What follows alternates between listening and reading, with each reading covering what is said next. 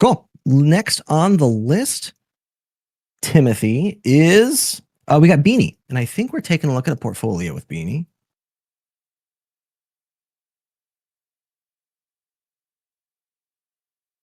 Oh, hello. Hello and good morning. It's a little loud in my Morning. background, so excuse me if I go off mic just briefly. But Beanie, welcome. Happy New Year. I hope I'm the first person to wish you a Happy New Year. Happy New Year. And we would like to know a little bit about you, Beanie. If you can share some things about who you are, your professional experience, the kind of stuff that you're interested in, and then what we can do for you today. That is, how can we? Oh, also what we should call you. Just in case Beanie is not your real name, and maybe what your goals are. So if you're trying to get hired right now, if you're just shopping around for roles, if you're improving your portfolio for the new year, all that kind of stuff. So I'm Akash. I'm from Vancouver. And so it's been 1 year since I graduated. I studied design, but like it was more of a general thing. So I studied design and prototyping, like physical prototyping, digital prototyping, and apps and stuff. But my focus right now is UX design for mobile apps. Could be also desktop applications as well. And so I'm looking for either internships or any entry level jobs.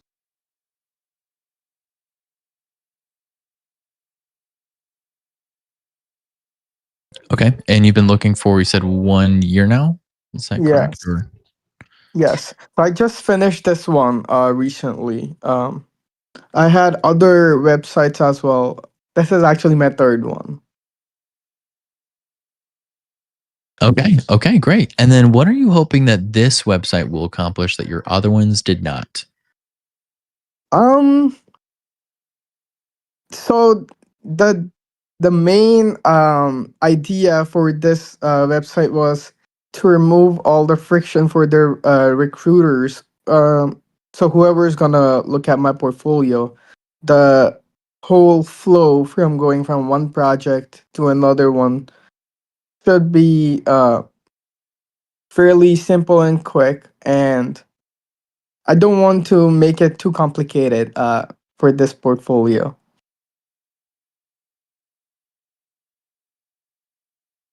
Akash, I'm having a good time with your portfolio here. Did you end up getting grandfathered into the Framer the one pager plan? Um, I'm not sure. I was just okay, so I don't remember. It was like last year sometime. I saw this portfolio where you go from one page and then the user can scroll down to the bottom, and then the whole page shrinks down back and takes you back to the home page. I couldn't achieve that, but because I couldn't do it in the framer. You can only do it in the code, and my background is not like coding, so I couldn't Sure. do that. Yeah, I'm laughing at the my speculation is that you're locked into one page here, but your case studies open up in I believe, a fancy modal that acts as one page. And I was curious if that was your method of bypassing the framer one page limitation. No, these are separate pages. Oh, okay. Yeah, these are separate pages.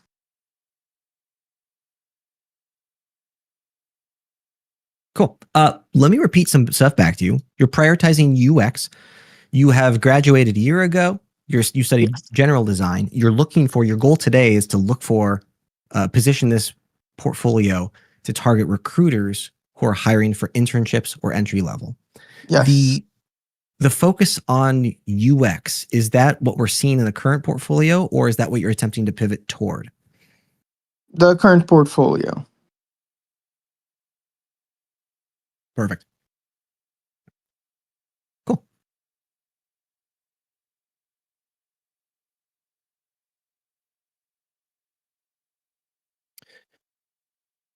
Tim, I want to talk about target audiences for a moment here. Akash, have you been on these calls before? Have you heard us talk about target audiences in the past? No, this is actually my first time. Excellent. Welcome. When we're looking at portfolios, there are typically 3 target audiences that we're attempting to solve problems for. Target audience number 1, you've already correctly identified, is the recruiter. Audience 2 is the hiring manager. Audience 3 are potential future peers. So I think your mindset's totally accurate and correct in regard to, hey, I need to develop a portfolio that accurately meets the desires and needs of that of a recruiter. You're doing a lot of things here correctly. You've got a value prop at the top. We're going to talk about that here in a second. You've got case studies immediately following. And if you want as a recruiter, case studies are typically the number 2 thing that they're looking for. So you are already showcasing those well, though there is an argument to also include a link to case studies in the navigation menu, just in case. Let's talk about a value prop for a second here. So at the very top, the term value prop, by the way, for the folks on the call unfamiliar, a value prop is typically a statement that describes who you are, what you do, the audience you're targeting, and the benefit that you provide to that target audience. Value props are found not just for individual people selling their own services. Value props are also found for any particular product that is being marketed toward the greater world. Value props are great, and I'm stoked that your mindset is you need a value prop at the top, because you do, and you've got a great start here. One of the quandaries we're having with this particular value prop is that it's potentially ambiguous to the nature of your career goal. So I'm Akash. I'm a Vancouver-based product designer. Cute post-it note there, though I'd be curious about the potential SEO limitations. A couple other things there as well. Then you've got the section driven by cinematic storycraft and sharp design fundamentals. I solve complex product problems with clarity, structure, and systems thinking. And yes, every other night I'm watching a new movie breaking down director's choices like it's homework. I actually don't mind this value prop as much. It has a sacrifice of length. It's not as easily skimmable, but that is the better sacrifice to make than generic and ambiguous. So for example, I cannot take that value prop and put it on my portfolio. It does not make sense. So I think you're doing the correct sacrifice there. If you wanted to iterate, ideally it would also describe a target audience, but I know that can be tough for people entering the market. Let me pause there. Tim, how are you feeling about the value prop section? Yeah, this is what I'm struggling with this value prop is that you are stylizing the product name versus like where it's held. And I guess what I'm seeing here is you've made your name and your location very prevalent, which is a filter, right? So you are automatically filtering that if I come to your website, I should also be Vancouver based. If I'm not in Vancouver, I'm the wrong audience. I don't know if that's the case for you, if you're open to remote work or not. And then I also see that your name is important. However, politely, respectfully, you're an awesome person. Your name does not mean anything to me inherently. What is more meaningful to me is the labels that are used to describe the product that you are, which in this case is a product designer. And this seems kind of de-emphasizes. It is a little bit hard to skim because it is a little bit messy. And I know that's a like style choice. You're going for a personality here. And I don't ding you for that. I think it is creative, but I am a little worried that just like looking at this, if I was scanning this very quickly, the level of comprehension it takes to actually understand what I'm looking at when I see this sticky note with a little drawing on it may mean that I miss the actual product designer label here. And so if I land on your website, I already know you're a product designer, it's probably fine, but I'm going to automatically read probably the first left half of this paragraph and then the say hello button, and then I'm moving down. And I think the main friction point I'm going to wrap around to again and again is going to be your choice of personality versus professionalism, and seeing if this is a asset for you or if this is something that's holding you back. And that's not because I hate personality or I think that your personality stylistic choices here are bad. Mostly just making sure you understand the trade-off for making these stylistic choices versus having a little bit more professionalism and the audience that you're looking for. Can you remind me who you're hoping to be hired by, whether that's a freelance role or more corporate based, like you're wanting to join a team, if you're looking at startups? Can you tell me about who you want to see this and who you want to therefore hire you? I'm hoping to get hired by bigger organizations. Could be startups as well. Could be design studios. But starting roles. Design studios. Yep. Specific. Okay. Okay. So that's like it's like a type of freelance, right? That's essentially you're looking for being contracted under someone else in this regard. I do design agencies use recruiters, Nate? I mean, the answer, there won't be a concise answer. I would certainly argue, for the most part, no, it would be larger enterprise organizations utilizing recruiters. I haven't personally worked with studios in the past that have utilized recruiters. I've not seen it either. So I'm a little worried that your target audience in this case, for the people you want to work for, with the premise that you want recruiters to see this, is a little bit off. Additionally, if you want recruiters to see this, I think you'll need to target recruiters. Personality appeals to designers a lot of times, as does craft. That's when craft becomes really important, like the look and the feel of things, versus the information that you're communicating. I am not seeing. I know Nate. You commented that the personality is nice. I'm not seeing a strong differentiation here for who you are that would be compelling for me to want to hire you, based on this front area. And I think that's because we are missing maybe some of your audience, right? We have your audience is very narrow. It's Vancouver based. It's the only thing we have about it. And then you're actually talking about movies and like breaking down director choices. I get that's like kind of a cool. It's like a cool thing. I appreciate that, and I love that. We should talk shop about that sometime. But I also don't think that's necessarily a value inside of the UX product design world. Like, I don't think that is something recruiter will look at and be like, that's the guy we want. Like, that's a skill we're looking for. It feels more like a distraction, if that makes sense. Am I off? Am I off here, or is that? That does make sense. Okay, cool. Yeah, so I'm just worried about that. I think that's why I'm kind of hung up here. I'm just looking at that. There's a lot going on here. I'd love to see this be a little bit cleaner though. And you do have a couple of areas where like the UI is not quite there. Like this corner here, I've noticed this on the mobile version and on the bottom over here too. So this is it's kind of prevalent, is that your grid is just slightly off. And if you're going for a design agency, you're going to have pristine visuals. Design agencies are like kind of known for being like the really extreme cool visual artifacts and elements, right? And I think that this little things like this artifacts are going to hold you back. I did notice you have quests here. I'm also worried that this may diminish the professionality of your portfolio, even though it is a great personality choice and something that as a designer I might like appreciate. I'm not sure though that this will be this communicates your professional value a ton, or is additive to the work that you already have here.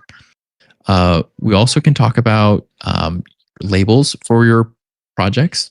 You're currently labeling them by the name of the brand, which is great, but we'd want it to be reflective of the work that you've done. So it should be reflective of who you are, and therefore increase the value proposition of work that you did or a project that you did that was Ticketmaster related, and therefore kind of selling who you are rather than relying on Ticketmaster to sell you, if that also makes sense. And then before, obviously, I think there's a lot that you have going on before, but just make sure to take care of things like your title, description, getting a unique URL inside of Framer. Have you used Framer before? Are you new to Framer? No, I've used Framer before. Okay, cool. Well, I'm sure you'll get all that stuff figured out then.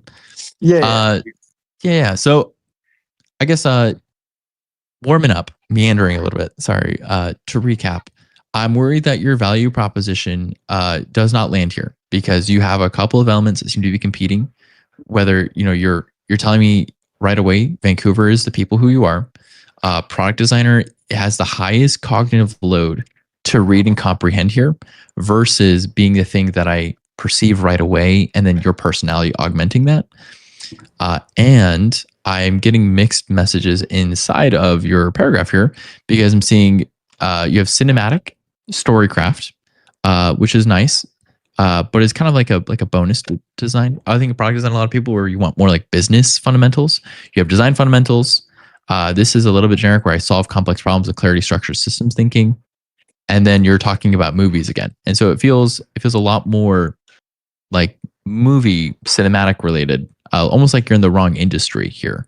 And I would be like, if I read this, I would assume that you must be like a different, like a production designer or someone else who's more kind of related to the story craft of movies or long form storytelling versus product design, as we often refer to it. Although categories are fake, guys. Categories, everything's just a label that we've made up. Some human made up these labels and put names on them, and they mean whatever they mean to different people. Tim, I appreciate the challenge on the value prop there. You're totally right. You've persuaded me, and I think you're absolutely correct about all of that. Akash, do you have a specialization in your design effort at all? Anything like that? Up until now, I only like the most projects or like just side experiments I did is in like the user experience. Okay. And any particular niche within UX, or you're still trying to figure out, or you're still consider yourself more generalistic?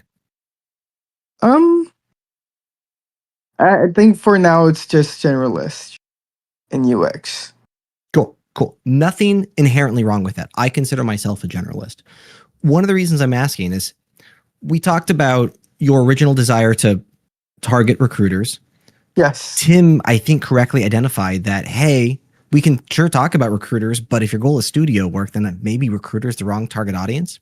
And with that mindset, I'm now thinking about how we best target studios, which is why my brain is now steering toward what are the studios after? Do you have any specializations that we can potentially focus solely on? We can certainly talk more about the structures by which design studios build their scalable product teams, if that doesn't sound terribly boring. But the Spark Notes version is that when studios grow their teams, they tend to less focus on generalism in nature and tend to more focus on specialization. The idea being, we've already got 5 designers. We've got Janice, who focuses on design systems. We have Brett, who focuses on UI. We've got, blah, blah, this person that focuses on accessibility. That's the mentality. So as we hire a new person, well, what does Akash bring to the table that could inherently enable our team to scale further? We've already got somebody in design systems. We've already got somebody in accessibility. That's the mindset. Enterprise organizations don't usually have that same mindset, which is why I'm now trying to gear toward, well, we can take a look at your case studies, and that's awesome, but how can we best position you to get hired for studio work? So I don't have an actionable there, but that's where my mindset is at. And as we take a look at your case study, probably just the first one, although I'm looking at the clock and we're running a little behind. I'd love to emphasize a particular like niche that you have, though it sounds like it's still early in the game. Tim, any challenges with that rhetoric at all? No. I'm thinking about it. So there's a part of me that you've got to do what you got to do, man. Like follow your heart, follow your intuition. But I am actually worried about a design agency angle. That is so hard to make it work. It's hard. It's design agencies are struggling right now in the market because of how they outsource work. I think you would probably be more successful rather than going for agency is just going freelance and like being your own business owner. And I think that would probably give you more control and let you, instead of like trying to get hired by an agency and then that agency has to get hired by someone else, you just get hired by the clients directly. You control that and you basically own your own business. And so it's hard for me not want to recommend you switch that, but you've got to follow your heart. I am going to recommend a couple of quick messaging things. You want people to click things that are the most important thing. And if truly the most important thing for someone to do when they come to your website is to say hello to you by sending an email, that's what you've got to do. Just keep in mind though that instead of having like a calendar system or something like this, that people are going to go out to email inbox. They may or may not choose to send an email. If this is the main way to contact you or to be in touch with, like this is the main action you want them to take, I think that's fine. Just make sure it feels strong and concise and consistent. There is kind of a little bit of like a style clash here. You've got hand drawn vector line here, very sans serif, very round. Then you have tall serif. You have handwriting serif, if you want to call it that, for drawing, right? And then you have this button here, which feels kind of out of place stylistically. It just doesn't have like a comparable thing other than the curves because of the glass effect that doesn't necessarily work on this blue background. So just a thing to watch out for. Your hover states. I also want to comment quickly. I don't think your hover states are adequate. It's a fairly bad hover state. There is a word in the middle of this that is very difficult to read. Does not pass your accessibility rules for sure, and also just isn't like loud enough. Like I am losing my cursor versus understanding that I'm clicking on something. And then also down here, like knowing that this whole thing is a button is a little bit hard to perceive because it's not the kind of interaction I'm looking for, where my mouse is doing something different. And so it is not following my expectations. It is not a good affordance, I guess, for your buttons here. And so I'm struggling in that regard. These are small things, right? So I would say it's also cool. I'm glad you were thinking about this and you designed some states here for this, or maybe it's, I'm not sure if it's a template or not, but glad you're following certain affordances, certain states, but the affordances that you've designed here are not adequate and are probably the wrong affordances to offer. Let's get into your first case study though. Let's get into Ticketmaster. Let's do it. Well, Tim, I'm looking at the clock. This may be a good place to call to pivot. Akash, we've thrown a lot at you so far, a lot of it philosophy based. How are you feeling so far? Do you feel like you've got some actionables, or are you feeling like, hey, we really need to dive into case study? I don't know what to do just yet. No, actually, I got some actionables to tighten up my homepage. So I did understand lots of things about the expectations for the recruiters or for whoever is looking at my website, and how I can remove the friction using like from the copywriting and the hover states for different elements. Do you have any desire to go freelance at all? I would love to. For now, since I'm actually not from Vancouver, I'm international student. So like, just for the sake of like staying here, I would have to find a work in a bigger organization.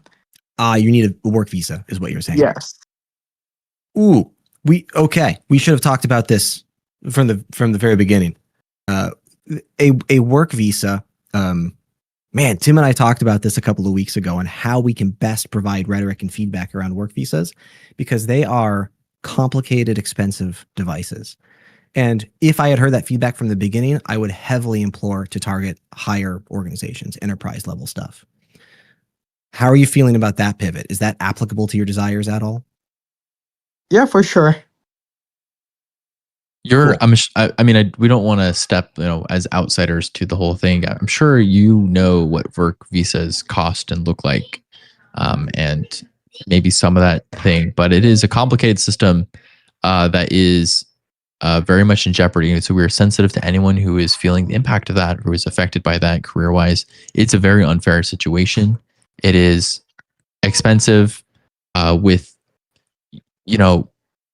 I'd call it like judiciously expensive, right? Is meant to be punishing instead of helpful and doing what the system should. So if there's anyone out there who is feeling that, we want to empathize with you and feel that pain with you.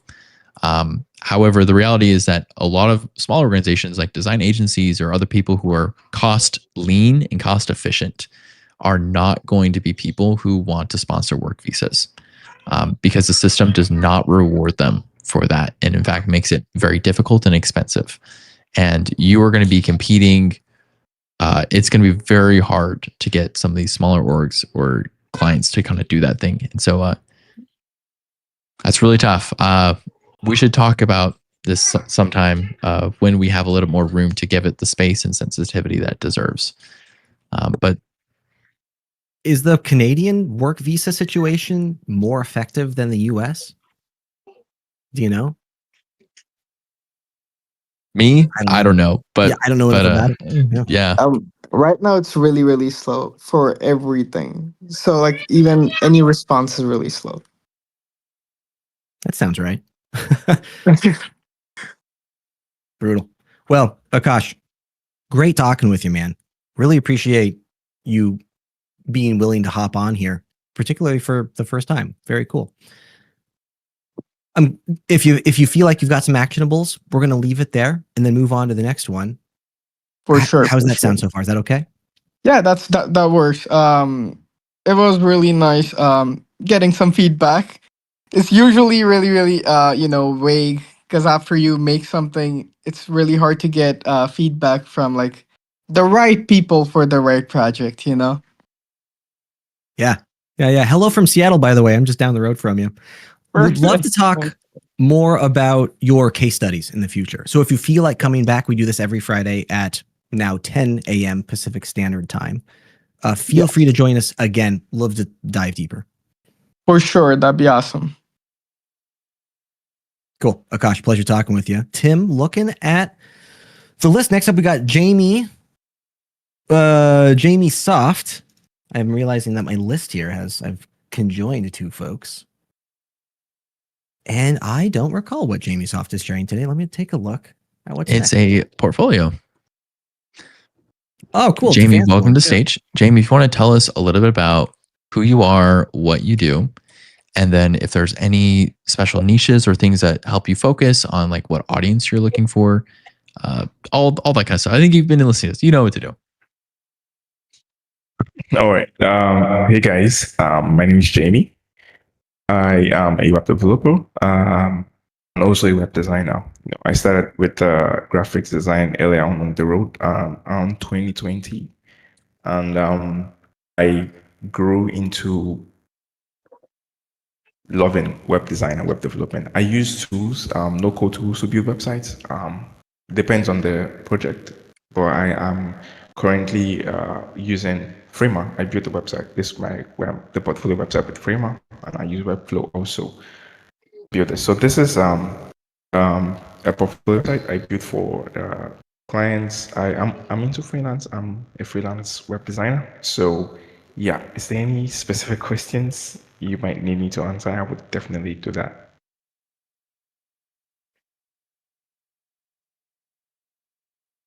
Glad to have you on. Freelance web Thank designer. The portfolio Yes. we're looking at today, is this your sales product? As in, if your goal is to get hired by somebody, is this the page that you link them to?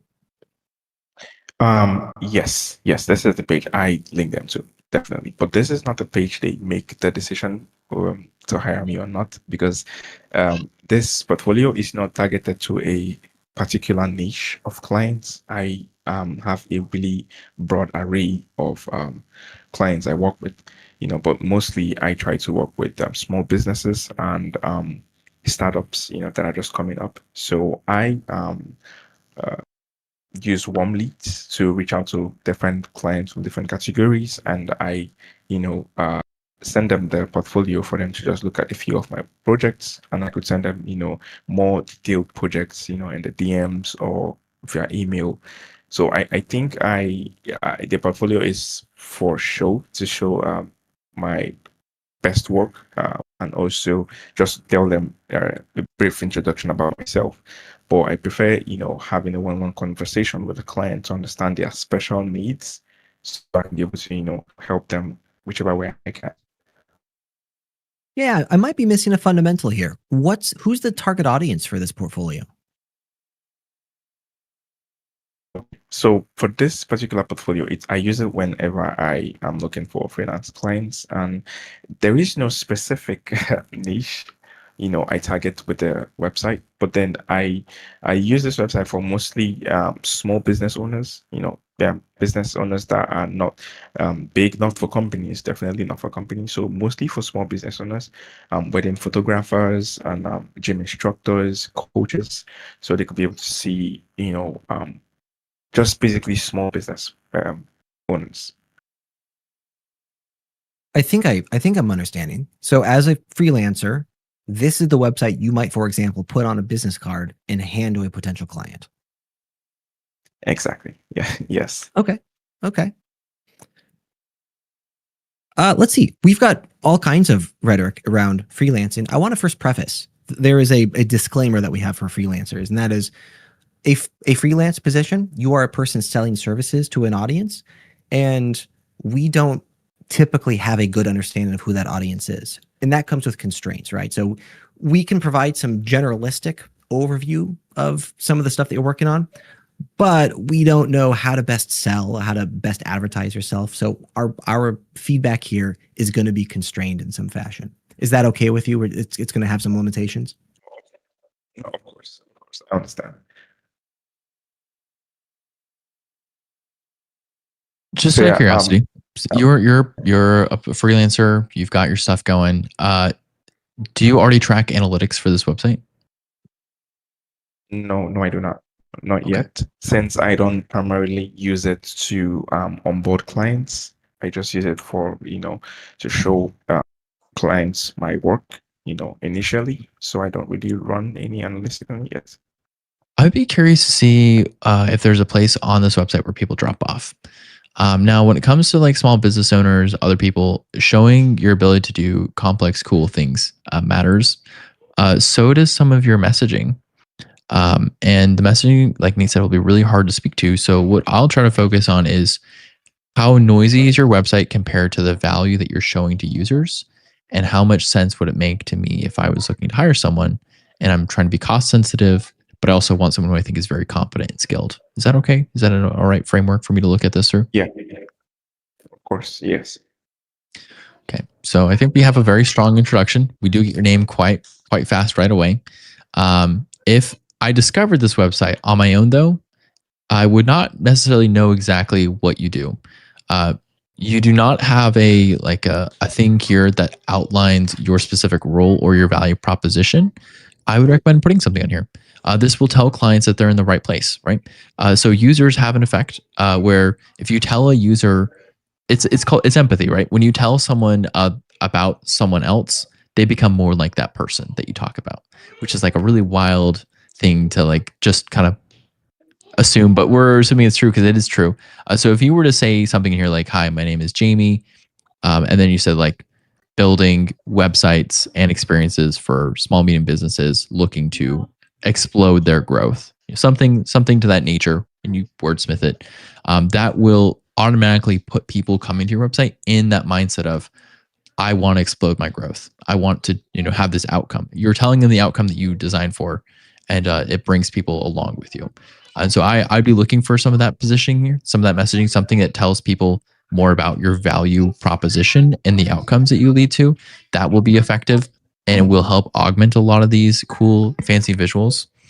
The other thing is, if you track analytics, I want to know how many people show up to your website on mobile, because if you go, you'll want to know for sure what the experience is like for them on a mobile experience and what they're seeing right away, and what is valuable. It looks like your performance is pretty good, though. You have some pretty good performance overall. I think you've optimized your images. You don't have any big layout shifts, although it does look like it takes a while for your information to appear here. That could be an animation delay, right? So someone is pretty slow on your homepage. They may not get there quickly. But I'm sure you're already aware of that kind of stuff. But just kind of knowing, it would be cool to know, what percentage of people are showing up to your website. If it's a client, they open their email on their phone and they look at your website on their phone, and therefore how much space you have. Because if I had to scroll this on my phone, it might be kind of long, right? It's like a long website on my phone, especially before I get to pricing, right? You've hidden the pricing kind of at the very end of a very long page. And on mobile, that length is, my hand. Got to keep using it. Got to keep going. Got to keep going. And so you may have inadvertently buried yourself in here, especially since your menu has a lot of touch targets on here. And if your clients are using a smaller device or something, it may be hard for them to click on some of these. Just a thing to be aware of, right? I don't know if that's a crime, but just kind of keeping that in mind. I like to yes and a portion of that. The value prop, so dramatically important. My education and background is actually in the marketing space of things. Most of the books behind me are marketing oriented. In this hero section, I would love to see A, the value prop, and then B, a CTA of some kind, whatever the call to action might be. So the value prop could be something like, I design conversion focused websites for small businesses, followed by a CTA, book a call now. Some sort of lead generation that enables, hey, if you're just visiting this website, you don't have to scroll. Let me start that conversion funnel immediately. How is that sounding to you so far? Do you feel like you've got the capability to implement something like that? Yeah, of course, right away, immediately. Already I have the website open, Framer. So if I'm getting you right, so when clients come on the website, the importance of value proposition is very, needed. So I'm just trying to relate what you've told me, so I know I get the point correctly. I should be able to tell the clients on the first page or the first thing they see, which is the hero section, what I do and how I can help them, right? Yeah, you're And then killing a it. call to action. If I were Especially if you know what their problems are. If you can list their problems being solved, then it's kind of like you already know them. You have like a third eye. And you're seeing into their problems and you're attaching the outcome. Because I don't think there's not really a small the fear and problem of a lot of small and medium business owners is their overhead fees, their employee fees. They're very conscious of how much expenses there are, and so you want to go into this with the assurance of like, you're not buying overhead, you're buying future money. Like you're buying the solution to problems that are slowing you down. I want to yes and that. This is would you- exactly what I was going to pivot toward. There's a mindset shift I may want to instill for this webpage. At the moment, this webpage feels like it's dedicated toward getting hired at a company, at an organization. It's very dedicated to who you are and about you and your skill sets, and that's fine if your goal is employment. If your goal is freelance work and targeting other folk, they don't care about you that much. They're much more interested in what are the problems that you can solve for them. So like if we were to take this homepage, this hero section, pivot it away from who you are and pivot it closer toward, here are the problems or here are the benefits that you will receive after you have a website that's built by me. Here's how you increase conversions. Here's how you gain more, how you better understand your target audience. Here's how you can obtain more revenue through selling more product. That sort of stuff. That's where the value prop and the CTA will heavily kick in gear. How are you feeling about that so far? Yeah, it makes a lot of sense, man. So more educating the clients on why they need a website, instead of just talking about myself and the skills that I have, right? Ooh, we're tackling some real semantical hurdles in the marketing realm of things. I would strongly encourage against education because that sort of implies we shouldn't be persuading them to we shouldn't be selling them that they need a website. These should be folk who already need a website, and we're selling them on the benefits that they will receive. So I don't know if that made any sense at all, but the goal isn't to I convince them that they need one. Now it's just like we already know that they need one. They're here. So now it's just selling them on the benefit. That might have been a diatribe and that was just abstract and too distracting from the goal here. But I love talking about marketing. We could talk about that for a long time. These people also, you have a lot of motion happening right in this front, right? And so anytime you're doing lots of motion, you have a very stylized image here, you have loud colors. One thing you're going to want to be careful of is just telling people what the most important action to take is. And you have on the desktop version, let me actually look at this in a more standard size. You have a lot of buttons that are competing for space here that look similar but are in weird layouts, right? So like this is in like an abnormal spot. It's not quite the middle of the page, but this is like this making is kind of aligned to the middle of the page, kind of. It's offset. This kind of feels a little bit, it's interruptive, which maybe is the case, but you have this button kind of in the middle as well. You have a button over here and you have a button over here. I would move your buttons to have a similar layout. Because even like removing this experience section right here, right? So not necessarily that this is bad information to include, just that this layout's a little bit odd. Even removing that automatically makes your layout feel a lot cleaner, a lot more like comprehensible. Because now it's a little more standard. I can see that these are clearly the buttons I want to click versus everything's a little bit lost in here. And it's very Ghozzi and boxed, right? So I would explore making sure that you use this space in such a way that the layout is consistent between what you're teaching us. You're giving us two halves you're following that right here, right? This still feels like two halves in this little box, this like faded box. And then you're breaking that immediately just for these to loosely follow the two halves rule, right? It's the two halves. This is always a half. This kind of just interrupts that experience, and I think looks worse than what it really is. So I'd look at exploring maybe that layout fix. And then if you want people to click your LinkedIn, you can put it there. So yeah, can you take a screenshot of this real quick, please? So I'm just sending in chat. I really like the way you arranged the layout. So while I redesign it, I would have the visual. Thank you. All I did though was delete something. So I think you already have this layout if you just yeah. I am curious, and this could be also distracting. Are you intentionally following the Loom logo for your personal brand logo? Oh yes. Yes. Okay. I really like the design of the Loom logo. Okay. Cool. Yeah. When I saw it, I immediately thought this was Loom, or like a Loom button, like to click it for Loom or something. This may serve you, may not serve you. That's cool. Cool. But is it okay that I have my okay?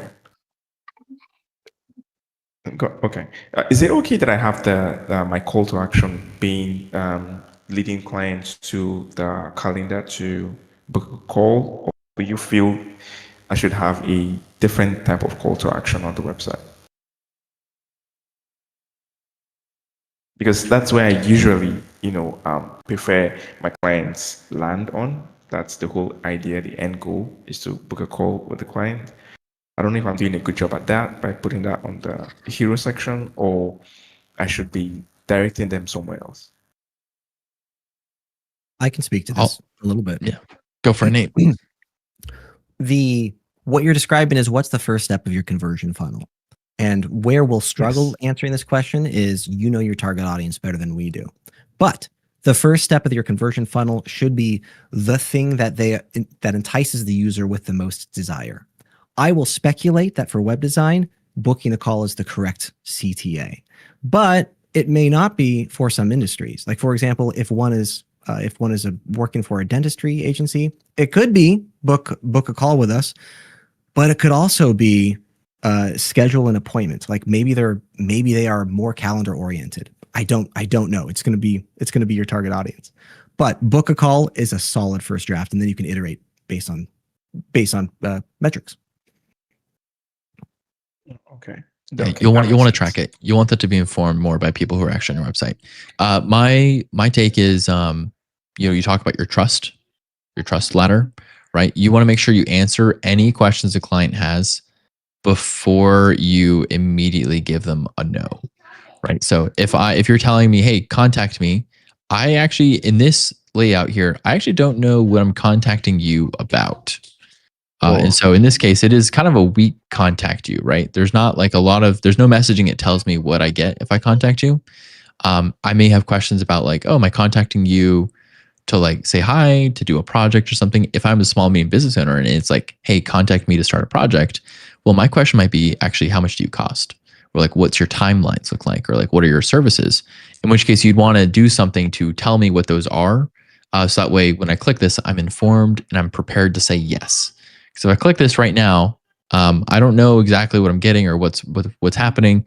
So therefore, I'm probably just I'm gonna pass it by, and that may be a lost opportunity. I don't know if it's gonna be a hard no because you haven't sold anything yet. You haven't done anything yet. It's just here, but I don't think it's strong in that regard.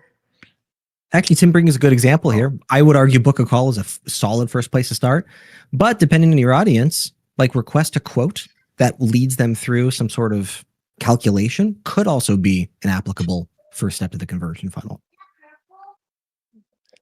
It's up to you. I mean, follow your metrics. Okay. Yeah, I understand. So basically, have on my hero section something that tells the client what I'm giving them. Try to give them the benefits instead of educating them. Try to sell them on the benefits of having a website, what the website gives to their business, the benefits of having that, and then have a CTA after those benefits so they know why they're contacting me, and the reason why they're contacting me. Right? Thank you.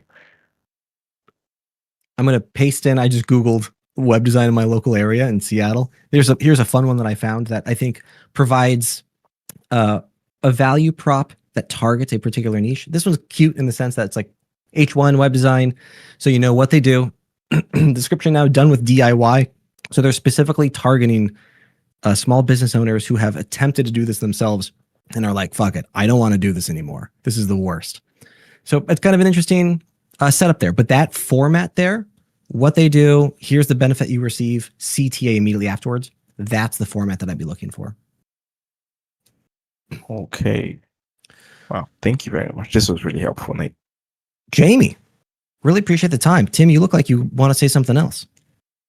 There's so much work to do once you figure out your audience, your messaging. Just a couple of quick things to be aware of, though, just when you think about your audience.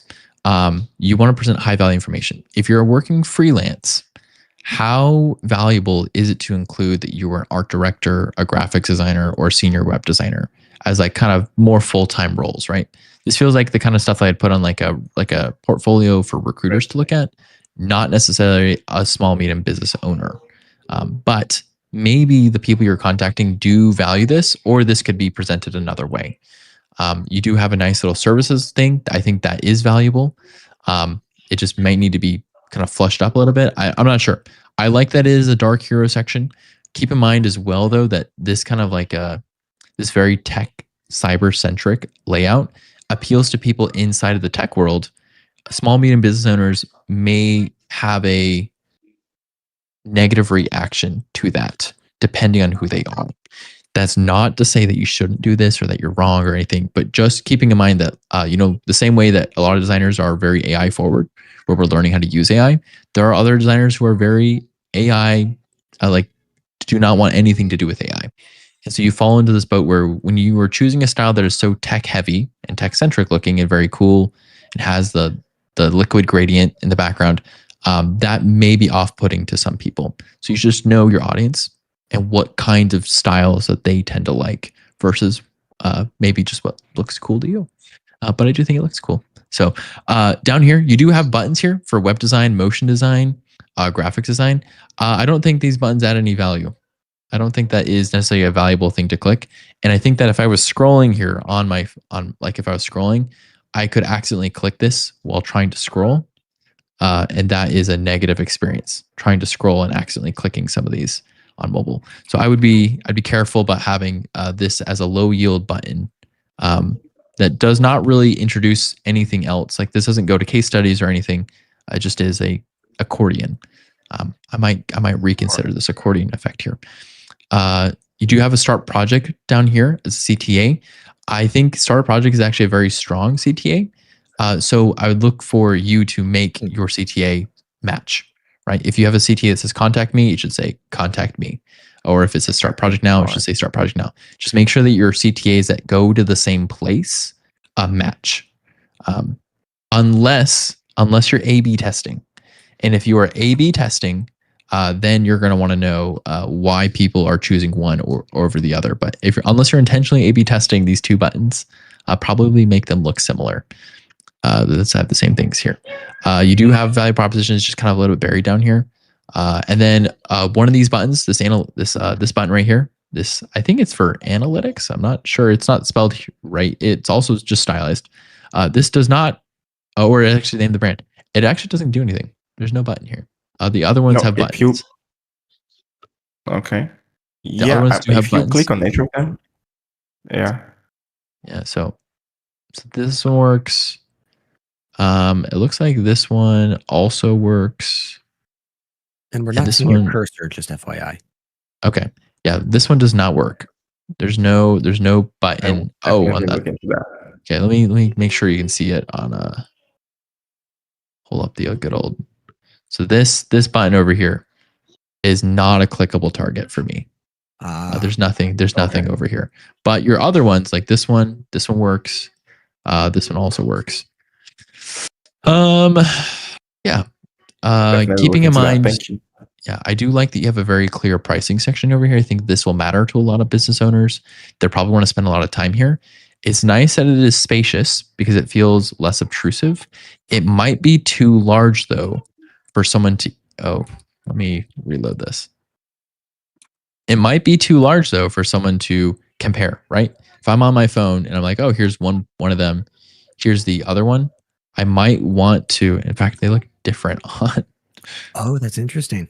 They're different from mobile to desktop. Yeah. But anyways, the something dressed. But you are going to want to make it available to them to compare them a little bit more easily, just in case they have a very Okay. small phone screen, right? So like, Oh, right, they might have a like a shorter side by phone side? screen. I don't know if side by side is the right way, but you just might want to figure out how to make it compact. So that way, if I was looking at this, I don't feel like I can't see all the information at the same time. I see. It's not necessarily something that there's a good solution to. It's just something to think about, be aware of. But otherwise, that's all. I think it's all I got for you, Jamie. I think this is a great. You've got all the right ingredients on this page for the most part, and some cool things happening. Thanks for your time today. Thank you so much. I will definitely make the changes and revert back. Yeah, would love to see you again. Feel free to join us again. Love to see what's changed. Thank you, man. Thank you, Nate. Thank you, Tim. Next on the list, Tim, we've got the maker. I have scanned the audience. They don't appear to be with us anymore. Speak now if you're still out there. But if the maker is gone, next on the list is Papuda, who is in fact still out there. Hey, welcome to the stage. I'm going to invite you up here. We're going to open up your portfolio. If you'll go ahead and give us the normal, the same stuff we were just talking about. If you want to share a little bit about who you are, what you do, and then what some of your goals might be for us today, such as if you want to get hired by someone or if you're trying to go freelance, etc. Tell us what your goals are so we can help you achieve them. Sure. Hi guys, Happy New Year. And yeah, so I'm a freelancer. I'm a product designer based in India, and currently I have been freelancing since 2 years in product design. The goal, so this portfolio is basically a collection of my work, not targeted to any audience as such. Whenever I want to share to a specific audience, like somebody is coming up for product design, somebody's coming up for game design, I share the particular page to them. So that is working well for me. Today's goal for me is, last year I tried to apply to few companies in Europe, and I understand that there are a lot of companies which do not want to sponsor work visas, but there are a few companies who want to, and I just want to know if there's if my portfolio have any hindrances or any lacks that are reducing my possibilities of being an investable asset. So yeah.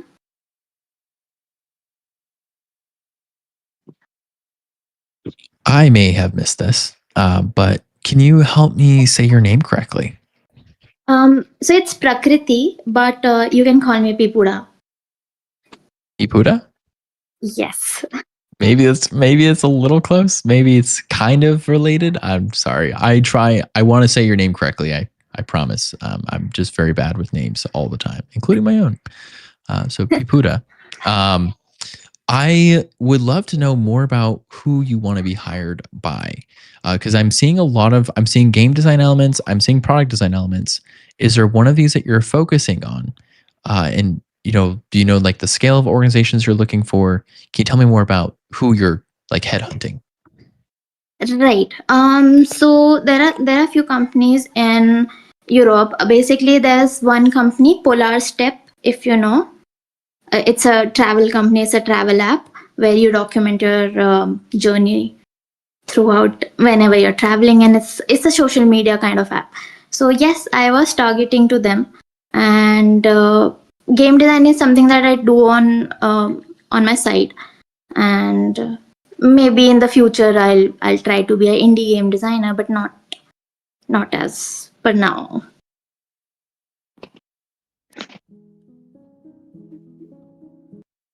Okay, because I guess what I'm seeing here is a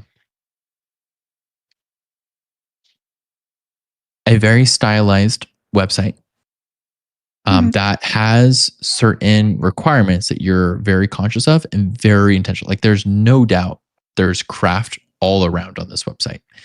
However, the craft I'm mostly seeing is on that game design side, right? I guess you also you're aware of your product design elements, right? So it's not bad UX. I am just curious because right here, this feels very game centric versus product design centric. And if you're focusing for product design centric, you might need a landing page that kind of yells product design maybe a little bit more loudly than game design. Although I do really love this website and I don't want this to go away, but just thinking about your positioning, if I landed on this website automatically, I assume you're a game designer. And then I can read that there's product design here, but I would assume that this is very secondary, especially when it's like world of play. It just looks like a game design portfolio. What do you think, Nate? Well, I might be missing a fundamental here. Papuda, you had mentioned that this website wasn't targeted to any particular audience just yet.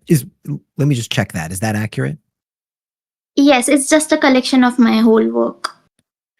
Would it also be accurate to say that you have other websites that are specific to each of these individual things, like game design or product design?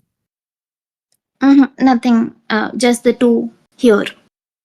Okay, because I like where Tim's rhetoric is going at. What the portfolio that we're currently looking at, what's the problem that it's trying to solve? Okay. So basically I wanted to merge both of my work because at one point I was targeting both the categories. I wanted to get a job in game design, but because I do not have a lot of experience, I didn't get there. And I wanted to have, then I shifted to product design, back to product design because that is where my experience was. So I just created one whole page where people can come and check out whatever work they like. Let me repeat that back to you. You Okay. have a background in product design. You're trying to pivot to game design. Yeah. You are not currently finding success in that pivot. So you are creating this current portfolio as a catch-all for applying for either of those titles. Is that correct so far?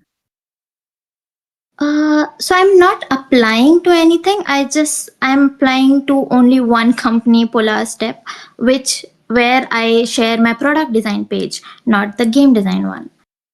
So this is the hero page. There are two more pages, game design and product design. And I share specific links to specific clients or a job. Yeah. So where Tim and I are having a little bit of friction is your current homepage is positioning you as a generalist among multiple different, like not just skill sets, but industries. If I were to dramatize the example, it would be like if I had a website that says I'm a chef, but I'm also a carpenter. Like they're just different industries. And I don't know that I would hire a person that is a chef that does carpentry full time. Tim, does that metaphor make any sense? Analogy? Yes, it does. I also hear her saying though that she shares specifically a version of her website based on the role that she's applying to or that she's talking with someone about. Yes. So for game design people, she's sending them to this game design area versus when she's doing product design stuff, she sends them to this product design area. Is there no way to get back to the homepage once they're on these lesser pages?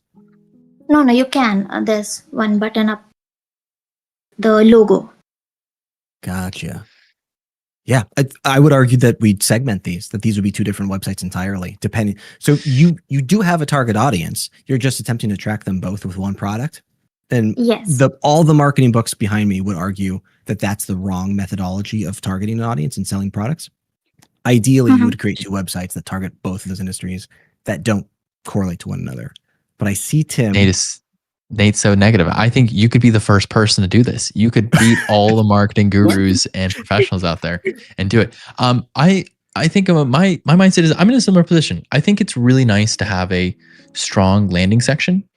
And I actually don't think your product page is that strong of a landing section. And I will talk about that in a second. But do you want us to focus on the product design area or I guess before we go like ham on like your whole experience here and stuff. Good question, Tim. We know you're intentional. We know that you're what? No, good question. I appreciate you honing in on where we should focus. Yeah. Before we get really crazy into this and kind of redesigning all the stuff that you're not wanting us to kind of help you with, do you want us to comment on your overall structure as a website, or do you just want us to like get into maybe your product design if you have some case studies here, or kind of talking about this experience of looking at some of this? I guess what are you looking for from us specifically today within this vein, since there is so much here to look at? Yes. For today, I think we can stick to product design, as my main goal would be why am I not being taken as an investable asset to a foreign country, a foreign job. So is there like, am I lacking something? Is my design something that is specific to my own country, not as a global platform? What do you think about that? Okay. I mean, it will be hard to speak for the entirety of my country in that regard. But knowing 100% serious, so as we talked about earlier, work visas are very challenging.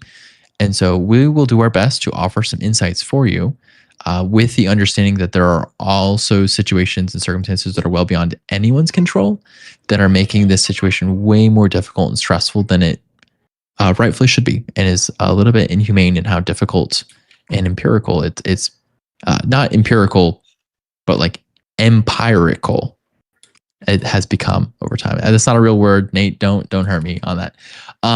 Let's talk about it though. Let's get into you. First of all, I found your about page, and I just want to comment that your about page is actually a very strong landing page. This is the landing page I would expect to see for like a designer. I think like there's something very whimsical about this. It has your personality, but it's very clear you're a design explorer, right? So you could make this like product designer or product design explorer, and then you have your thing here about yourself. It is not generic. It is like a very good example of writing your value out. Clearly, you have impact that matters. You have your proposition here. And then you have some things about you. And so like maybe down here, this would be a place to like maybe include some of those case studies, projects that you work with, right? But in general, this page is very well structured as a strong landing page.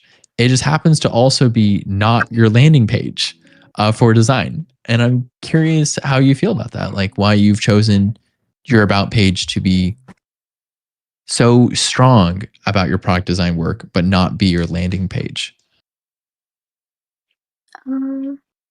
Okay. I don't think I thought about this. Maybe. So I was merging. I think where I might have gotten lost is I was trying to merge two personalities of mine, gaming and product. That is why the landing page ended like that.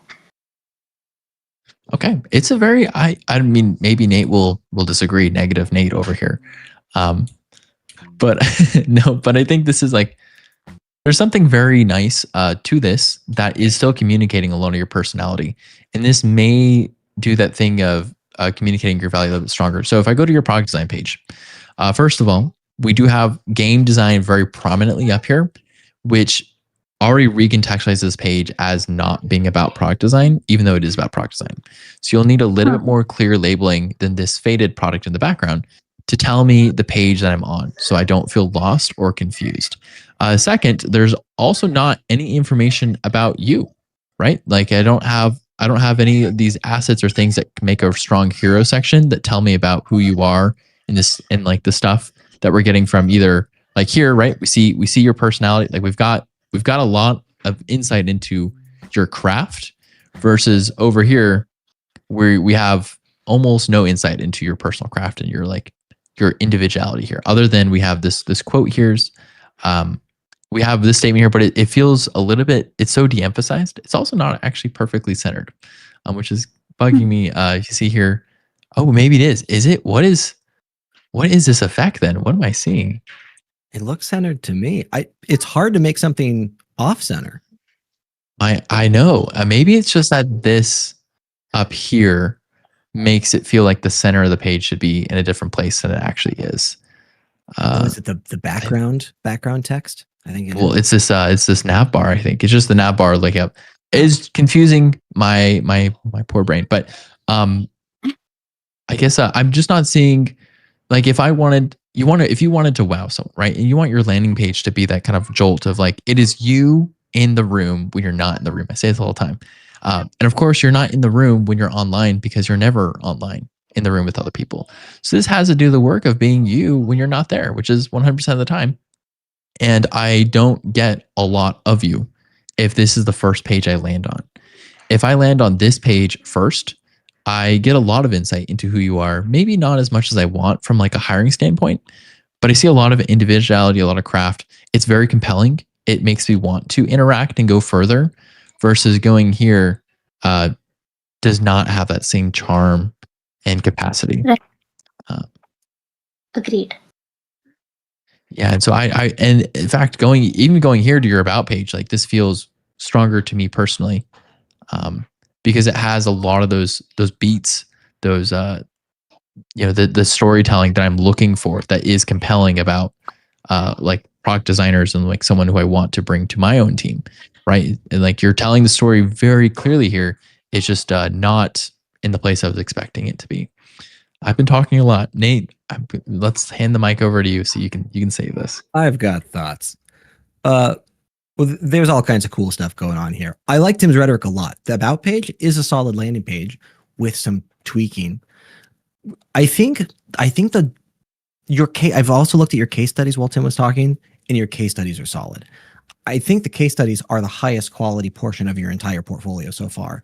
The quandary there being, I think they're slightly hidden behind the current homepage layout and B, your positioning.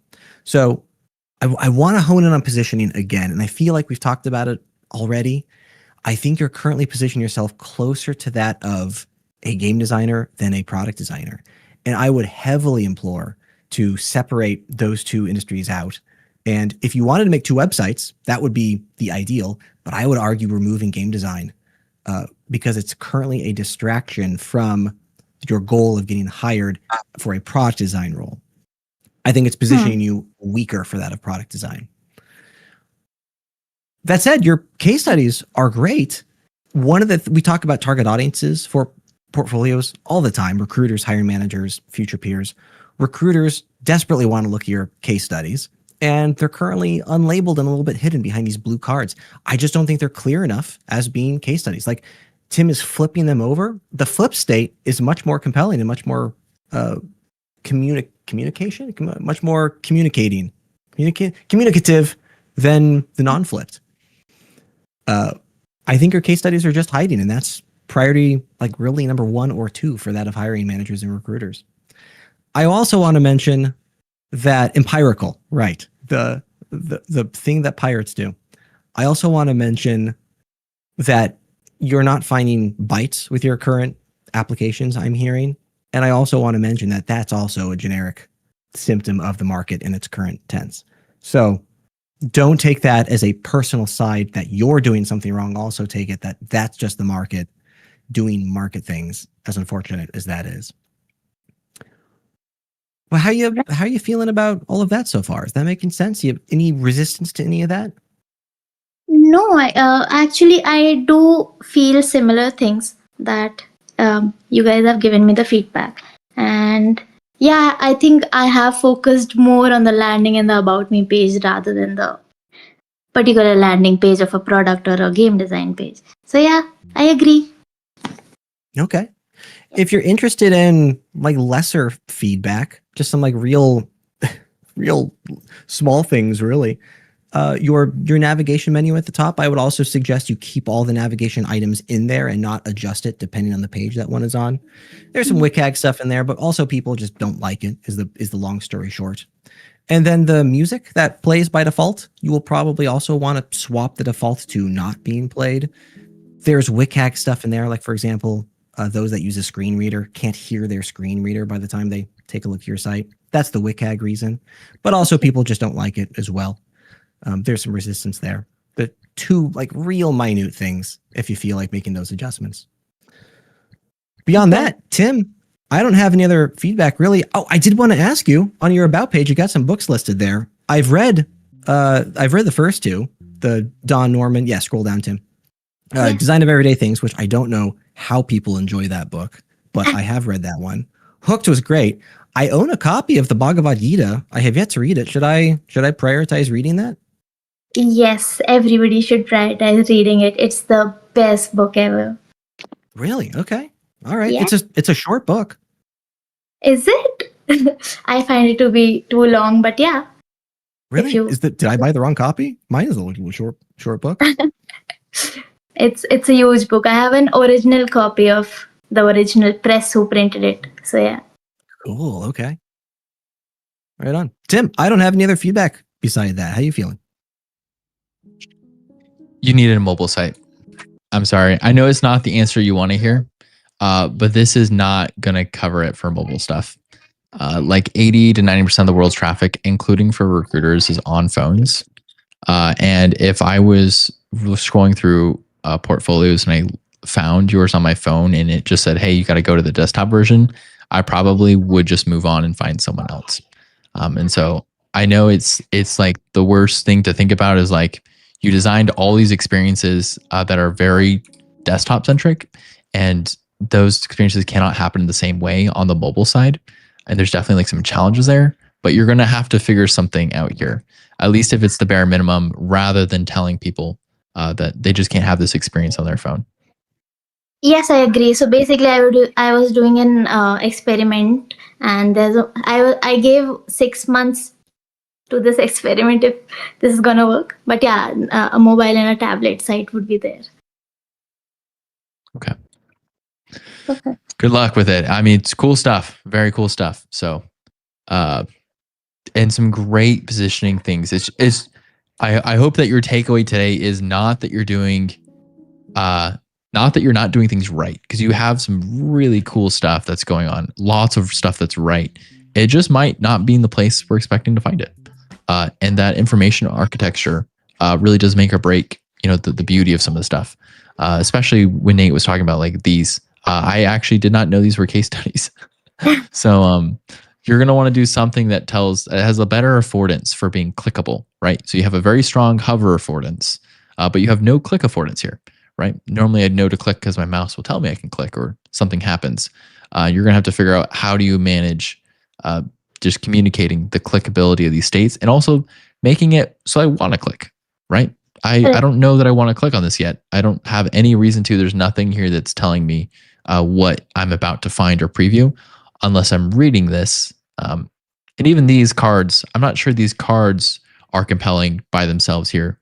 A bee with a shopping bag. It's very cute. And it has a little mobile app tag, but it almost feels like a service, like, oh, you can make shopping mobile apps versus there's something in here for me to uncover and look more at. So anyways, thanks for your time today. We really appreciate it. And Happy New Year. Thanks for wishing us Happy New Year. Thank you. That was really insightful. Thank you. Next on the list, we theoretically have Imperfect Designer. I don't see them in the chat anymore. We have time for one more. Ghozzi, you might be up if Imperfect Designer isn't out there while Tim is looking. Real fast bit of housekeeping. This will be the last review we have for today. We do this every Friday at 10 a.m. to 12 p.m. Pacific Standard Time. That is right, Tim? We're confirming this? We're locking it in? Look, I have no idea what time it is. Okay, I'm just here. Discord does not account for time zones when you create Discord events. So I think for the past 6 months, our Discord event time has been wrong compared to our Luma event time and our circulated event time. I think. I'm not sure. Or maybe it's just for me. It's just weird. Just you. I don't know. Because it'd be. Tim is in Arizona time, which is weird. I think it's the rest of the world that's weird. The fact that you think humans can control what time of day it is by using a clock and just setting that clock forward or backwards is bizarre. And you need help. You truly need help if you think you can control that part of the universe. Sorry. For those unaware of Tim's circumstance here, the rest of the United States follows daylight savings time. Arizona does not. And I think you're one of 2 states that doesn't. Hawaii, right? Hawaii doesn't follow. But anyway, we do this every Friday, 10 a.m. to 12 p.m. Pacific Standard Time. Feel free to join us again. If you want to take a look at other things, at previous sessions that we've done, we have a YouTube channel. Let me link it in the chat. You are welcome to subscribe to that, get future updates on the stuff that we produce. But also you can see the live tab. You can view all the previous sessions that we have done if you're looking for feedback today. And that's the spiel. Ghozzi, welcome. Hello, everyone. I hope you are doing good. Happy New Year. So, Happy New Year. How do I pronounce your name? correctly, you just pronounced it correctly. Ghozzi, perfect. Yeah. Nice to meet you guys. This is my first time here in this session and the second time in this server, like joining a room or an event. So it's very, very high quality discussion and exchange. So I'm Ghazzi Mohamed Amin, so from Tunisia. So I'm freelancer and I'm early graduated, just graduated this year from art school in Tunisia. So I can call myself a brand and UX UI designer, but most of my clients, they see only the branding side because I just published my branding projects. For the UX UI projects, I have a lot of projects, around 15 projects. Some of them I can't publish them because I signed the NDA contract. So, and I'm now looking to switch from freelancing mode to 9 to 5 mode. So this is the strategy for 2026. And for my portfolio, yes, it's coming soon, and we have 1 year now, and it's still coming soon. I created my portfolio, and it's all of the the website offline. I just modifying some stuff, and this is why I'm here to hear from you guys. What are the top 5 recommendations for UX designers to have a great portfolio or great website? Let's say website, not a portfolio like Behance or a place when I showcase projects. I want to showcase a full story. My profile, what I did, my experience, my background. So this is my question, and my only question today is to ask you, what are the top 5 recommendations that I can follow to have a good personal website, let's say? The chat will tell you recommendation number 1 is to read the Bhagavad Gita. Have you ever read that? No. Me either, man. I think they're full of it. Nate, so thank you, Ghozzi, for your time. I'm hearing a lot of information. You've come very informed. You're ready to talk about this. You are going from a freelance position to a 9 to 5 position. Freelance, you attract your own clients, you control your own work, etc. Now you're switching over. You'd like to be hired by a 9 to 5 organization, corporate, something of that nature that has a team with a little more structure to it, a little more consistency, but a little bit less control. And there's trade-offs both ways, but I'm assuming you're informed on that. And I think your intuition that you're going to need a personal website is exactly correct. We've talked about this a couple times. Of course, you haven't been there. Behance is it's not a great place for designers, honestly, because you see on Behance, their goal is to basically keep you in here and to make you pay for what they are doing. It's Adobe product. So like Adobe CTAs is start a free trial, sign in, search for other people that are not you, right? And so you've got all these CTAs that are telling a person to go somewhere else. And look, this is your CTA here for hire now. You can't control when this appears, and I can also dismiss it, which is crazy that, I can just dismiss the CTA, which you can't control when it appears. So there's so many problems with this. If I even try to leave, right, it's like, hey, you're leaving. Leaving. don't leave. And so there's so much happening here that I would agree with your intuition. You're going to need to find a new place to host this if you want to be noticed and found, and you want to send this to recruiters. You just need a little more control over that storytelling. What you're probably going to find, though, is that it is similar in the sense that when you talk to a client, I'm sure there's a part of it where you say, "Hey, client, you have this problem. I can solve that problem. Here's how I solve it. Here's why it's valuable." Corporate is the same way. It's just going to change a little bit, maybe the types of things you focus on and the cost differentials. And I would, I'll leave this up to Nate, I guess, whether or not we would help you go from ground zero to building something, or if we're going to want to wait until you have maybe at least a little bit of stuff there that we can kind of comment and help you with rather than building with you. But that is, I guess, I think you'll probably be better equipped to do it if you just got to do it. And I know that's exactly what you probably tell yourself every day. You're like, I just got to do it. It's tough to find time to do it. But I think if you do it, you'll enjoy it, and you'll find you have pretty much everything you already need to do it successfully. Yeah, thank you. I've got a question for you. Yeah. You've mentioned that you mentioned a couple of titles. So, for example, you mentioned UX design, UI design, but you also mentioned branding, and that your audience sees mostly branding. When you say the word branding, the struggle I'm having with the word branding, it has different definitions depending on the industry that one is in. For example, the marketing definition of branding, not the same as the graphic design definition. So when you say branding, are you thinking closer to that of visual identity? I do both. It depends from the client and the brief. But mainly I do brand strategy is the first phase of every project. And the second phase is visual identity system. And if I close most of my clients, if I close with them the branding project, I go to UX UI phase. Okay. Am I hearing that your branding strategy includes aspects of marketing like positioning, advertising, sales, that portion And as well? benchmarking, only benchmarking competitors, not sales.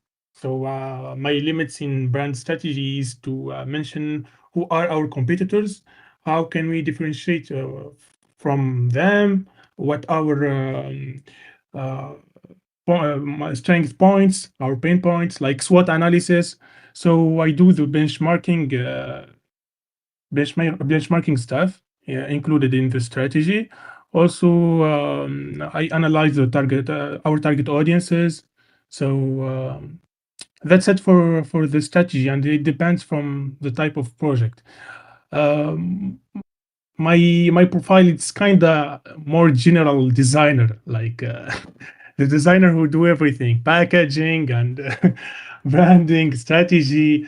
Even in UX, I do UX research. So it's kind of problem for me. I need to find my niche. I love where your mindset is at, and it's what I'm struggling with. The reason I'm honing in on the brand portion of your rhetoric here is that it increases the gamut of your generalistic skill set. So like if, for example, you were only focused on visual identity, I would call it closer to graphic design, but it's not. You're genuinely working on the positioning side of things. That's some high level thinking. So if we look at your three titles, then UI, we started like the most tactical. You have UI design. Now you've got some business thinking, UX design. Now you have pure product thinking in the branding side of things.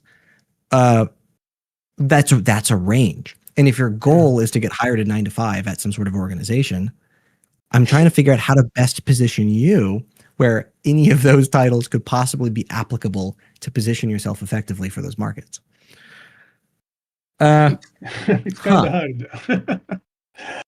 By the way, I just finished the second cycle of interview with one of the big four EY. So maybe this year I will join the innovation team as a UX UI designer, as a junior UX UI designer, because I'm early graduated. So maybe I close this offer soon. Okay, that'd be great. Let's see here.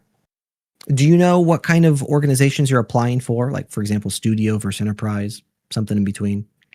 Yeah, I'm focusing on the big fours, like UX studios, like so this type of enterprise or corporates, like I'm not applying, in branding offers like agencies, or because I'm not seeing my portfolio match very well this this type of businesses. It's hard for me to be the man of everything. I prefer to be in-house designer rather than more generalist designer. Yeah. And the marketing strategy would argue in favor of your mindset there, that you can't be the person that does it all. The more generalistic skill sets you have, the weaker your focus becomes, and thus the Exactly. weaker your applications become. So I Exactly. appreciate your mindset there. Thank you. So one key advice or recommendation to have in my personal website, to highlight the UX side of my profile. What do you recommend, guys? Where I'm struggling at. So priority number one for me, Tim, feel free to argue with me on this. To me, priority number one feels like solving the positioning. Who is Ghozzi at their core? Who are they trying to advertise themselves as? UX designer, brand designer. It feels like that needs funneling. Priority number two for me would then be build a website dedicated to that focus. Is that where your brain is at, Tim? I think maybe I could be persuaded. I guess I'm looking at all the content that I've gotten here, and it really is a lot of holistic experience here. I have a UX case study. You can check it there. It's yeah. Well, there's just a lot of stuff here, and it is kind of Nate, I think he's going to run into the problem of being over experienced for the roles that he's maybe targeting, if that makes sense. Sure. This is something Nate talks about sometimes, where you don't want some too qualified or too unqualified. And I think you might be in a weird spot where you have a lot of background and experience and kind of the strategy understanding that may not. I don't know. Let me keep thinking on it. I'm kind of lost this time. I'm trying to think about your positioning and where you would be with this, what that would look like. Ghozzi, the notion that Tim is hinting toward is there is often the thought that, hey, I can apply for this role even though I'm overqualified for it. I can still apply for it and be considered a healthy candidate for that role because I'm actually more qualified for it. I've got more skill set.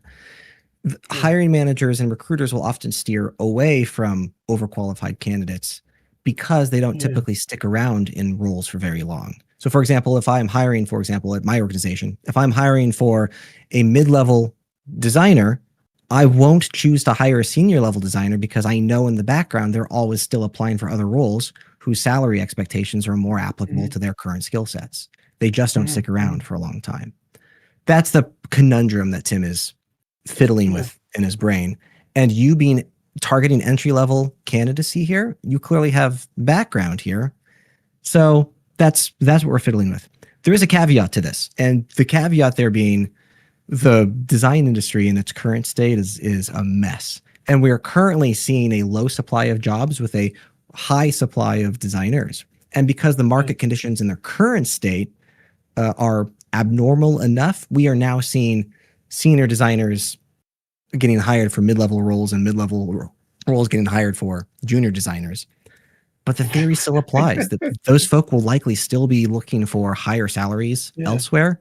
They just may fail at getting those jobs anytime soon, but they'll still be applying. Yeah. In the interview, the interviewer mentioned that I am over qualified for this role. How can I manage how can I manage the tasks if I am pretty close to, let's say, mid to senior level, and you are applying for a junior level? I mentioned that being a senior is not about only the hard skills side. I want to learn how can I manage a team. So in the soft skills area and managing area, I am not very senior. So this is my point when she asked me, how can I manage this? So it's true. I'm kind of advanced in the hard skills. Uh, but in terms of managing a team and view that I am freelancer, I manage only myself. So so I don't know how can I manage a team. So I should learn from my manager or my supervisor to see him or to see them how they manage me and how they manage my colleagues to understand how can I get this skill. So one step by step, maybe I will be senior in just a few months or so. Yeah, Yeah, I would hesitate on trying to put yourself in a bucket just yet. If you are applying for junior level roles and you're transitioning from freelance to that of a 9 to 5 enterprise role, you will likely fall under the junior candidacy. yeah, The question is like, what's the best way to describe this? If we were to break up the difference between a junior level candidate, for example, and a mid-level candidate, we would have categories by which we would break them up into pieces. So like one category could be skill set, the other category could be management, the other category could be leadership, like Yeah. individual buckets that we would break these up into, right? So now the question is like, which of these buckets of yours are steering more toward mid-level or higher? So some of your stuff could be junior, but other stuff could be mid-level or senior. So where does the average fit? Your average will still likely be in the junior level phase. And I'll put a graph in the chat here in a second for you can try to validate that. But that's where, like, as we're hiring candidates, we're trying to figure out where they are within those buckets. And that's where overqualification comes in. Yeah. So to say that you might be junior now, but you'll transition to senior in just a few months, may be the case, but also Yeah. there are lots of buckets at play It there. depends. Yeah, exactly. So Tim, my rhetoric is figure out positioning first, build a website second, and then start there, iterate after that. How do you feel about that?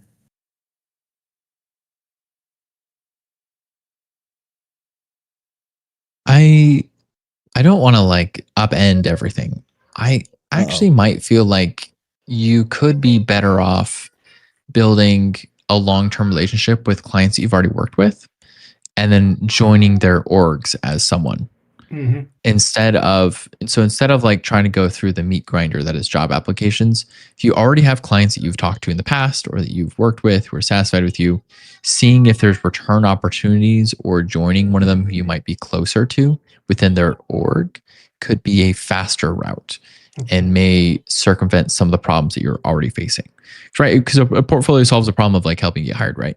And if you already have relationships with people who can hire, that might be the way to go.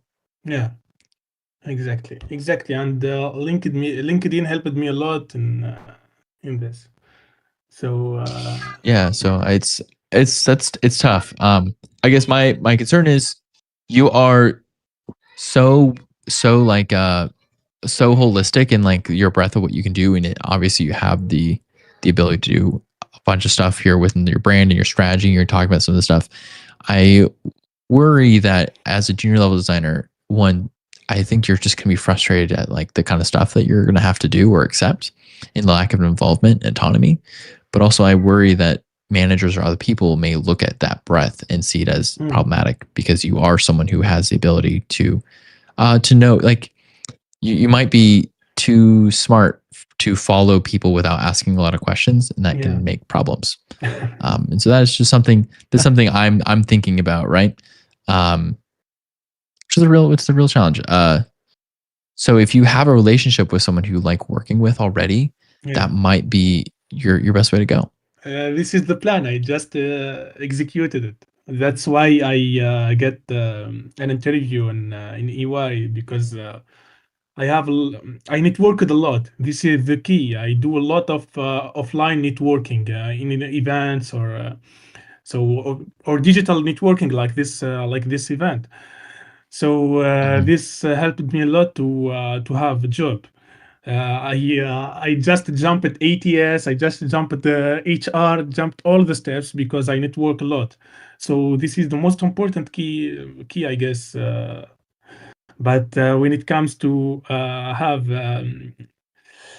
let's say, to have an overview before you talk, you should have a website that talk over you. So Yeah. I would it so just like what Nate said, like focus on positioning first. Yeah. If you can distill your current positioning, I'm not sure I would find new positioning, right? So I would take your current positioning, see if you can distill that and channel it, and then build your website with the intention that it is all that positioning focus, and then replaces some of this functionality that Behance may or may not be giving you, especially when you're just like, yeah, click on this first project. I was laughing at this, but so click on your first project, first CTA, more like this, and then look, if you click this button, it takes you to a new place. Yeah. It doesn't even open a new tab. It's just a new place. This is like, it's crazy. This is such a disservice. Yeah. And then if I go back, I went back, so I just used the back button, right? I'm no longer on your website. I'm just on the generic version of this, like a permalink. Yeah. So I actually don't know who I came from. I don't know. I'd have to know your name specifically. Now you're competing with other people, which is just crazy. There's so many. I use Sorry, guys. I don't like them. I use the superpower of Behance because it's kind of dumb. I use the old way to position myself. So I put meta tags in the images to every client search, like a brand designer in Tunisia. I will be I will be in the first list, let's say. So that's why I have a lot of clients in the branding. So it's good. If it's working for you, you got to keep using it. Keep Yeah. making it work for you. Ghozzi, I take it back. I want to swap my priorities. Priority number one, I was saying figure out your positioning. Yeah. I'm too fearful that that's a thing that you could spend years trying to figure out and not get anywhere. Just build a website first, and then iterate that website and figure out positioning afterwards. Just get a website off the ground. I will do that. Maybe in the next session, I will bring my website with me. Love to take a look. Nice. Yeah. Very nice. Thank you, guys. Ghozzi. Thank you. Okay. Oh, I wanted to ask you real fast, Ghozzi, before you hang up, Okay. and we do have to hang up because we're running out of time. But you mentioned earlier that you signed an NDA. Do you know for a fact that it was actually an NDA that you signed? Yeah, I negotiate a lot with NDA contracts, and even I raise my prices because I have an NDA contract. So yeah, so now I'm trying to filtering my projects without NDAs to publish them. So Totally fine. One of the I'm so sorry to cut you off. One of the common friction points that Tim and I discover is that people say they come here and they say they've signed NDAs, but they oftentimes don't or haven't signed NDAs, or what they've signed isn't an NDA, or it's something else entirely, or the limitations that NDA expired. Like, we have a lot of NDA discussions here. It sounds like you're knowledgeable and you know for a fact that you signed an NDA. Yeah. Thank you. Cool. Thanks a lot, guys. Meet you soon. Yeah. Have a good day. Excellent. Really appreciate the time. Appreciate you hopping on here, especially for your first time here. Love to see you again. Thank you, guys. Love Astro sites. Astro's great. Okay. Let's folks, Nate, what a day. Yeah. Well, I'm still on vacation. I'm gonna take off and I don't know, go make a cup of tea or something. What are you doing, Tim? I think I'm gonna, I don't know. I haven't planned my day yet. Yeah. I think I have some things on my calendar. I have a calendar that automatically populates tasks for me based on what I'm doing, and I don't think I have looked at it today. So I'm sure I'm doing an AI something. Calendar that automatically generates tasks. It's just a busy work calendar at that point, right? Oh no, it's a calendar that helps organize tasks that I tell it that I need to accomplish, and it kind of puts them on the thing for me. Right on. So I will actually probably go make the Luma event for this. And then I don't know if we have any after-hour topics to really talk about. We could talk about Ahrefs if you're feeling it. I didn't prep anything though, so we could just save that for the next time. Sure, we can save it for the next time. If you want to give us a spiel, you can. There's nothing formal about it, but we're excited for everyone. Thanks for being here, everyone. Yep, I said it twice. Happy New Year! Woo! Would love to see all your faces. Again, we do this every Friday, 10 a.m. to 12 p.m. Pacific Standard Time. We do have the YouTube channel linked on there. I hate to say it, the YouTube stream crashed again. For the folks unfamiliar with the technicals behind the screen here, this YouTube stream is an entirely different computer that's on my desk here. It's a laptop. It just overheats. It can't deal with recording the screen and streaming at the same time. And when it overheats, the stream dies. That's the story. So hey, let's try something later this week. I was exploring. I got a plan. Okay. Tim and I have been talking about this for a bit, but we've got a plan to fix this and just remove this computer from the equation entirely. Yeah, figure something out. We're figure something out. So it's gonna work anyway. Happy New Year, everybody! I appreciate you being here. We will see you again next Friday at 10 a.m. Pacific Standard Time. Take care, folks. Press the big red button now. It's nothing personal, except it is personal because I love everyone. So I'm going to kick you out so you can be here next time. That's right. Positive personal.